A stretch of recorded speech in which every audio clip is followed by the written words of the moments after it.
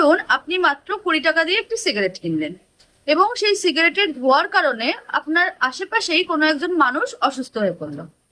আর সে যে অসুস্থ হলো তার চিকিৎসার ক্ষেত্রে কিছু লক্ষাধিক না হোক কয়েক হাজার টাকা হয়তো খরচ হয়েছে বা হবে।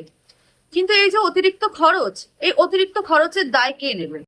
বা ধরুন একটি কারখানায় যে প্রোডাকশন হচ্ছে সেই প্রোডাকশন থেকে প্রচুর লাভ হচ্ছে, কিন্তু ক্ষতি হচ্ছে বা দূষিত হচ্ছে নদী এবং পরিবেশ।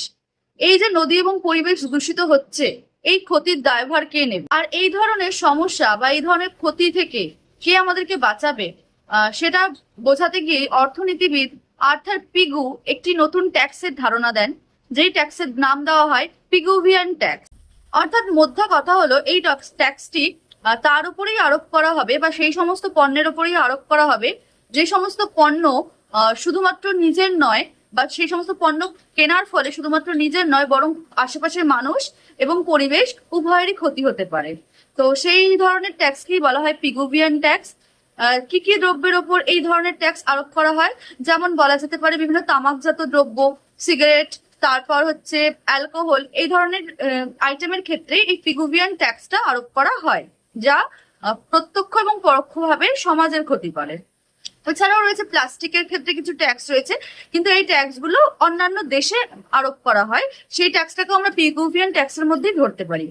এবার এক্ষেত্রে আরেকটা কনফিউশন তৈরি হয়ে যায় যে অনেকে একটা ট্যাক্সের নাম শুনেছেন, সেই ট্যাক্সটাকে বলা হয় সিন ট্যাক্স। পিগুভিয়ান ট্যাক্স এবং সিন ট্যাক্স দুটোই কোনো কোনো ক্ষেত্রে সেম হয়, কিন্তু কিছু কিছু বিষয় আবার আলাদাও। কি? পিগুভিয়ান ট্যাক্স মূলত বলতে পারি যে নিজের ক্ষতি এবং পরিবেশের ক্ষতি হচ্ছে বা হতে পারে এমন পণ্যের উপর আরোপ করা হয়, কিন্তু সিন ট্যাক্স শুধুমাত্র এমন পণ্যের ওপর আরোপ করা হয় যেগুলো শুধুমাত্র সেই পার্টিকুলার ব্যক্তিকেই ক্ষতিগ্রস্ত করতে পারে বা সেই পার্টিকুলার ব্যক্তিরই ক্ষতি হতে পারে।